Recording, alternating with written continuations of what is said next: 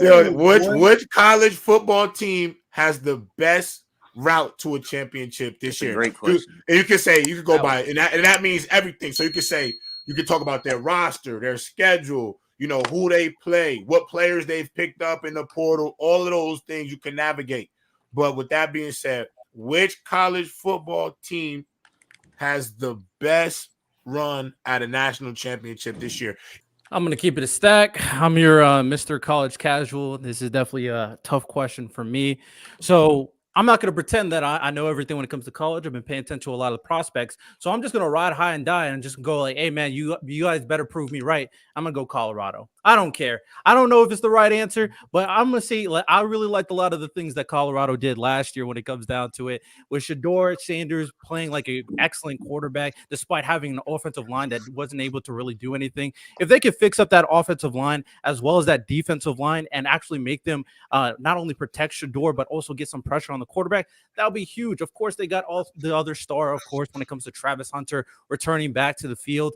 I do think they should kind of limit playing both sides of the ball. But if he's locked in at cornerback and helps that defense when it comes down to it, there will be someone that you got to pay attention to. This is a team that has a lot of potential. They show that they can go up against some of the best teams in college football. We see the game against USC, for example. They're going toe-to-toe with Caleb Williams. They're a team that, with the right talent around this, like some stars like Travis and Shador, they are a team that can be very dangerous in this new playoff format that includes 12 teams. If they make that 12 seed, they're an offensive explosion away from going all the way. Hey, I'm right in the store when it comes to Colorado. And if they prove me right, then I want all my praise. But we here.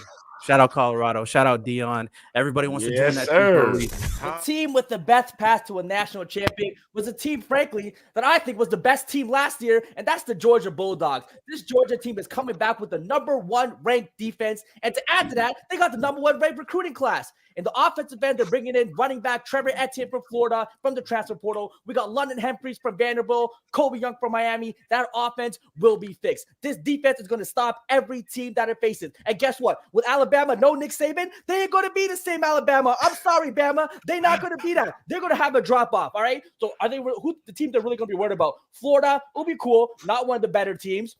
And then you have Auburn. Auburn hasn't been truly elite in a couple seasons. So a lot of these kind of elite programs, the SEC, they're going to have down years. And then when you have Georgia, once again, still have the best recruiting plan, still have maybe now the best coach in the nation. Shout out Georgia. Georgia is going to be that team. Offensively, defensively, they're completely stacked. The pathway with the SEC probably going to have a down year with other teams. It's going to be an easier path to the national championship. The Georgia Bulldogs, in my eyes, were the best team last year. We're frankly one play away from making the college playoff and probably winning a national championship. The Georgia Bulldogs are the team that are going to win the national championship this year. Shout out for Dale for the honesty. I love it. But I got to go with the best team to contend for the college football to win that natty. I got to go with UT. When you talk about UT, they got Quinn Ewers coming back. You got Jaden Blue at the running back. But we got to also talk about what Texas did in the offseason with their recruiting class, especially in the transfer portal.